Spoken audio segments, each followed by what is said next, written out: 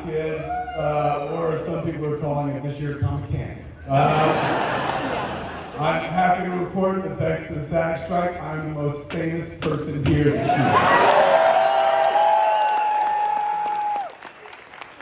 Enough about me, let's talk about MOTU, ladies and gentlemen. That's what we're here to talk about, Masters of the Universe. Did you like our clip? Spoilers, in the very next few seconds of that scene, He-Man is killed. In fact, everyone is killed, and Tila replaces all of them. Thank you for being here, man. We're going to chit-chat about Revolution, which we've been working hard on sorry, that sounded weird. We've been working on, let's just leave it at that, for a while now. And y'all are going to be able to see it quite soon. I'm super proud of it. But I was super proud of the last one too. And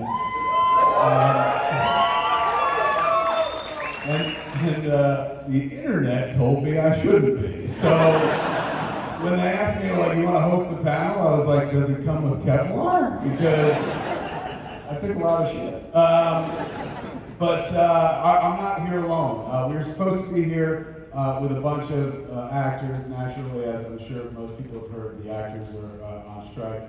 So they're not going to be joining us. They wanted to be here. They're not like, to hell with your show or something like that. They're just doing what they should do for themselves and for their union and stuff. So let's give it up for the actors.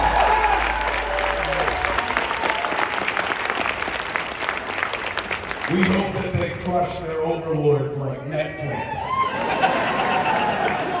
Speaking of Netflix,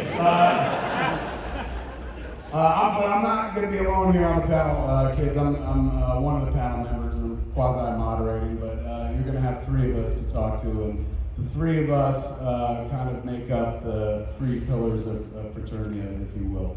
The three of us have been working on the show since the beginning. We worked on Revelation. We're now working on Revolution as well.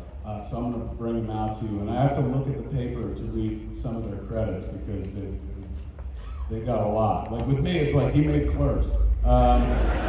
With these cats, they've got a lot going for them, man. Our first guest, or one of our three panelists today, has been a TV exec for a long time, and he's living out his geek dreams. He's previously overseen such fan-favorite animated series as JJyC Renegades, and 3 different Transformers series. On the live-action front, he's brought us shows like Umbrella Academy, Sweet Tooth, a show that unfortunately died and nobody saw called Wednesday, and the upcoming live-action One Piece. And of course, he's one of the EPs on Masters of the Universe Revelation. Give it up for Teddy Bassell, kids.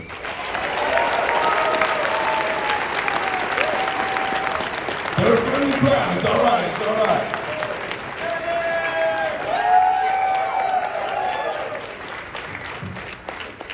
Our next guest is one of the other 3 towers, man. Along with me and Teddy, he has been a writer, a producer for animation for shows like Teenage Mutant Ninja Turtles and comics such as He-Man, The Eternity War, and He-Man vs. Thundercats.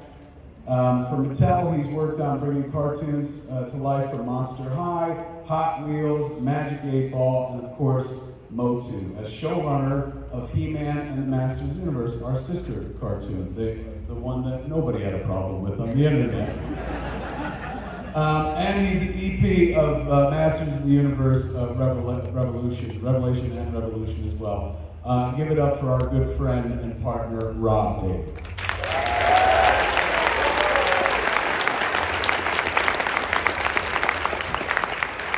So at this point, since it's just the 3 of us, I'm not gonna rock the podium. I'm just gonna join the boys at the table and keep this kind of informal. We're gonna use this as a therapy session. And we're gonna talk about what's coming forward, so bear with me when I move over there. Meantime, tell them what they got to look forward to as I make the trek from here to there. Go ahead, let's start with Rob.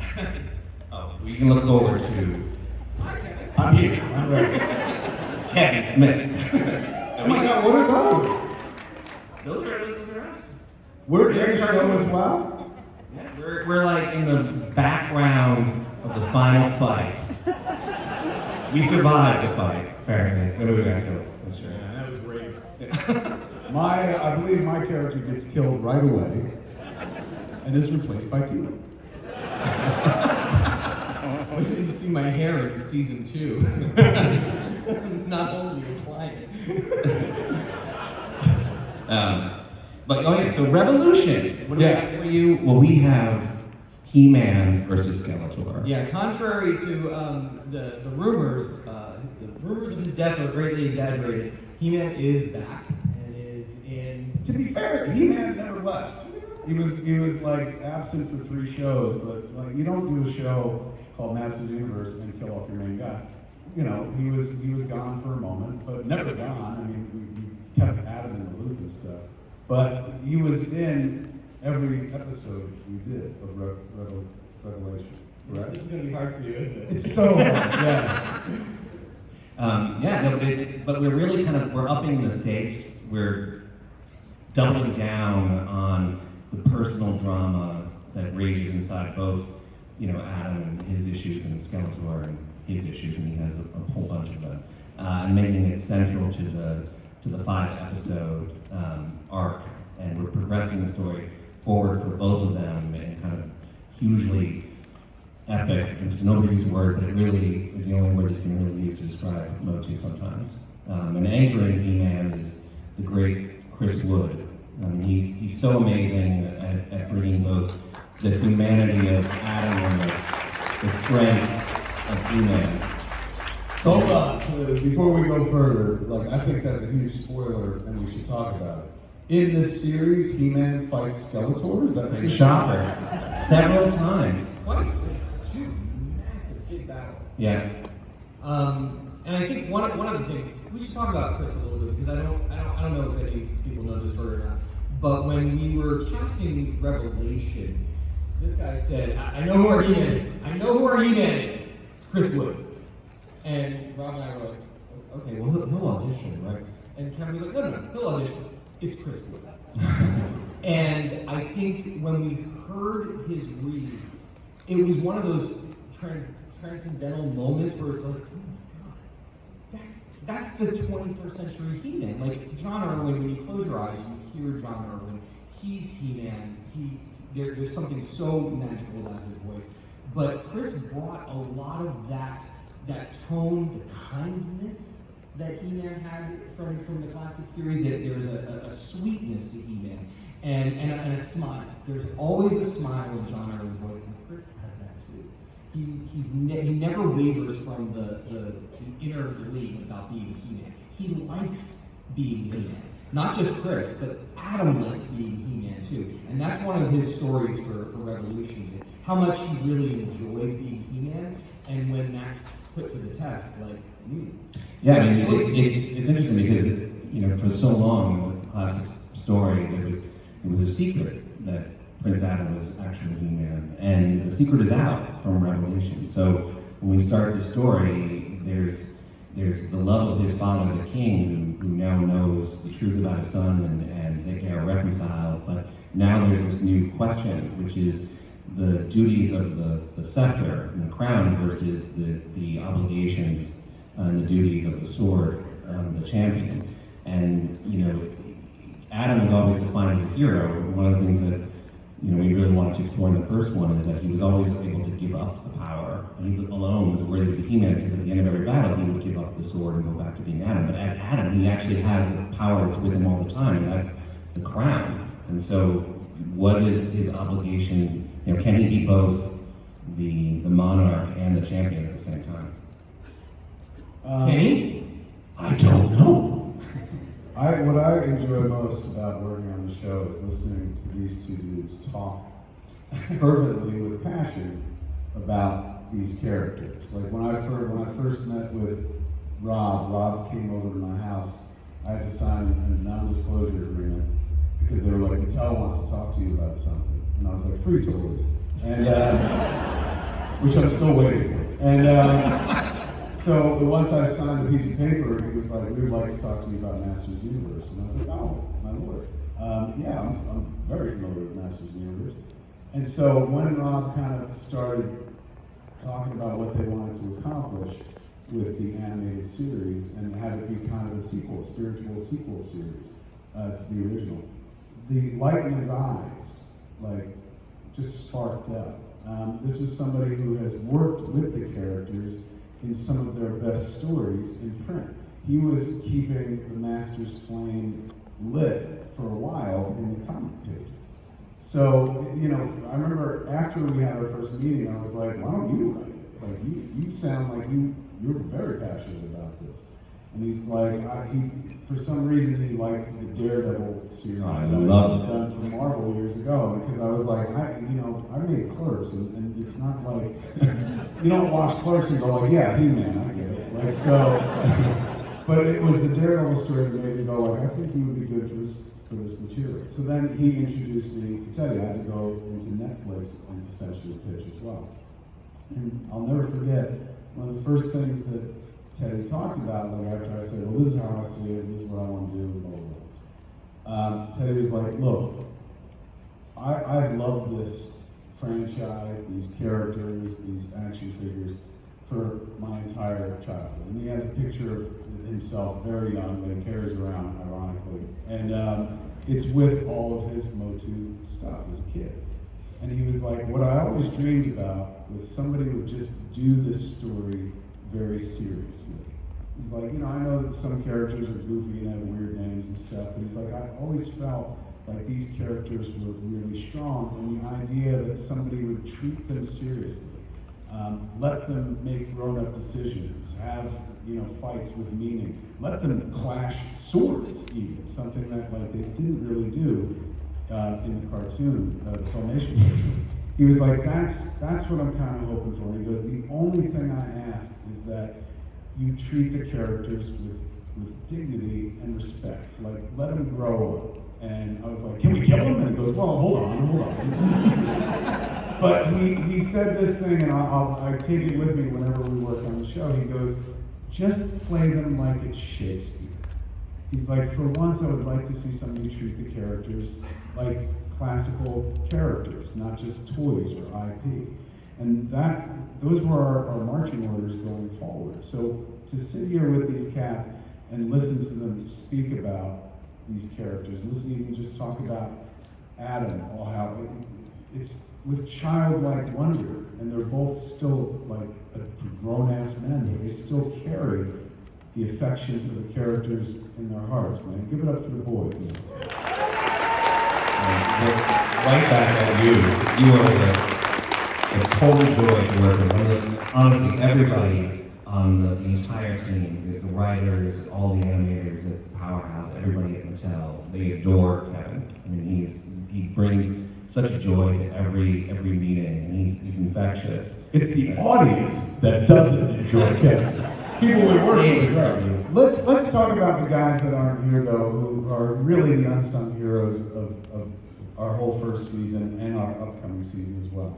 Our directors, Patrick and Adam, who are absolutely wonderful, and like they were not MOTU kids growing up. They're too young. They knew the characters, they knew the world and stuff.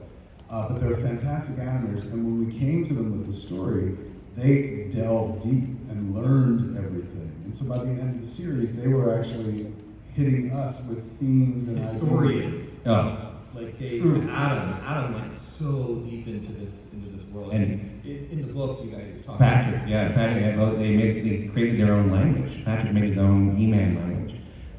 He can speak it. Yeah. Again, one of the things we should talk about, when I did say that to you, one of the things that stuck with me when I was a kid, as formative as, the revelation in Empire Strikes Back, Luke, I am your father, was the episode, Teela's Quest, when you find out that Teela is the daughter of the sorceress, which goes on to the Crystal Sea, or the Crystal Sea, and everything like that. Written by Paul Dini was involved with them. And then I think, and in that story was such a promise of depth and richness for sort of like where this is going to go. And because, 1983, it was, 65 episodes syndication, they got to air at any time, in any given, arrangement. There wasn't truly the capabilities to do serialization. There was no continuity. There was no continuity. Yeah. Even though there's a couple episodes that do all connect, there's a couple episodes that have some arc where characters come back. Now, like Teal's old boyfriend, it's not my boyfriend, comes back a couple of times, and Kothos comes back a couple of times, and they track his evolution. So there is some sort of arcs to it, but we never got the promise of Teal. So when we talked about this early on, Rob and I, what did we want to do? And when we talk about the unfinished storylines of the classic era, it was, of all of Adam's closest allies, the one that didn't know the secret was Tila. And we always, there was always this will they, won't they relationship between Tila and Adam. Adam and Tila were friends. Tila and He-Man maybe had been more. It was never truly developed, but there was always the hints of it. And we wanted to sort of dig into those promises and what that meant. And I think now that we've gotten through, and by the way, if Tila was going to become the sorceress, the Tila from the classic era was, she was pertinent, she was a little headstrong, she was a little, aggressive maybe, and I think she wasn't ready to become the sorceress, and she needed to go on a journey in order to understand what that mantle meant. Yeah. And I think that now that all that is out of the way, now we can see it. And they both do. That's amazing. They both do. The thing that we really were always trying to zero in on this is if it is a serialized story, it really is this coming of age story for both of them, Adam and Tila, who grew up together as kindred spirits, and they're both mirroring each other in the sense that they're both in a position of stepping into the shoes of their parents. Adam with Randor the king, and Tila with her mom, the sorceress, and they're going through that together. And everybody in this room can relate to that thing where you grow up and then you try to reconcile how you're going to honor your parents, but also forge your own path. And the fact is, they're doing that together, hand in hand. They've been doing that since they were kids, and now they're doing it with their eyes both wide open about each other and the world. And that's the other thing. When you have characters and there is a big secret between them, you don't want to build a romance between characters when there is a secret between them. Now that that's out of the way, it leaves us a little runway for where that dynamic can go, and how appropriate that Tila for season 2 will be played by and Melissa and Kevin. I want to say that Kevin. Just want to, before we get to Melissa, she's amazing, and Kevin is also, that was a brilliant casting. But I remember, Kevin, when we were talking about the story in Revelation, that you really did, you really got into all those characters' mindsets and all of what that's one of the reasons why we're so happy to have you leading the charge here, is because you bring such emotional depth to these characters. And Melissa was such a great add and find. And she's a rich sorceress. I think that there's something really, because she's still trying to figure it out too. She's got the pressures of being the sorceress, the current drama of what's going on. We're not going to spoil it for you here, but what's weighing on her shoulders, and also she's also investing in Adam and He-Man and how he's figuring into all of this. So we're really seeing the dynamic between the two of them is going to be very interesting this season. This season we lean into their will they, won't they relationship a little bit, or a lot of it. And having Melissa and Chris play the parts was kind of cool because they're married in real life. Ironically, no chemistry whatsoever. So we killed off his character again. The new entity? Good. So, obviously things are a little different than we had originally planned for this panel, but we are going to make a cast announcement for... Really? You're going to jump there right away? Let's blow the actors a little more before. Oh, I'm sure. I'm down for that. Yeah.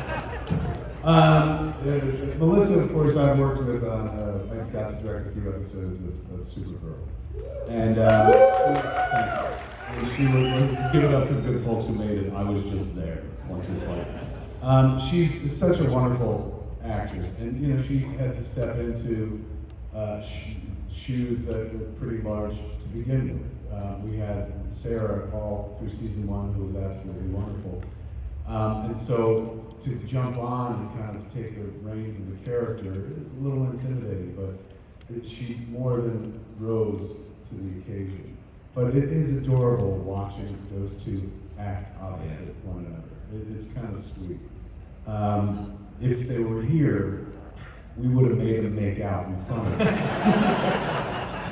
But instead, Teddy and Rob will make out.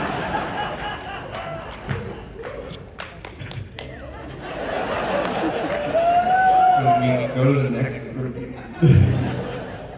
I like how you took off your glasses. Rob left his firmly on. I didn't want them to steam up. And they said our show was too woke. There are some casting surprises this year because we've added some new characters. We have characters that came over from last season who are getting larger arcs. Who are still alive. We're getting larger arcs this season as well. The Revolution is a sequel to Revelation, we should say that. Mm-hmm. They're very connected. It's not like Porky's 2 the next day, but it's very dependent on, deep cuts reference, I know. It's very dependent on what happened in season 1, and in many ways responds to season 1. You know, believe me, like, we all loved Revelation. Some of the audience did not. And some of the audience was very vocal about what they didn't like. And the beautiful thing is, in telling our story, we were able to be like, all right, well, let's go there. Here's what they want. Yeah, Here's what they want. yeah, let's, you know, at the end of the day, we were very interested in fan service in Revelation. You know, and some of the fans didn't feel serviced. And so we put on our knee pads this season, and we were servicing. Big time, kids. So Looking at the Mattel executive. So let me Mattel you. It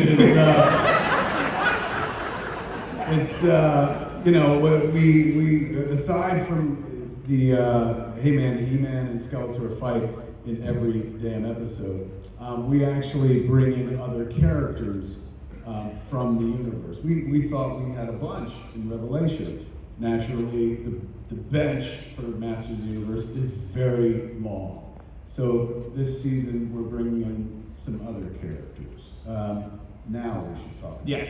So if you remember the way the post-credit scene of Revelation ended, it was a reveal that the god that Triclops was worshiping, the altar motherboard, was actually an entity, and she transformed in front of everyone. She began to infect Skeletor with her techno abilities, and then the last shot was a beacon for the Horde. So we decided to not use the Horde at all. And instead do something that would really irritate the ear. No, we were working on that from by the end of season 1. We knew going into season 2 that it was going to be not just He-Man versus Skeletor, but also Skeletor versus an old friend. Shall we throw the clip? Lay the clip. Let's watch. Did I blame all of my silly spells?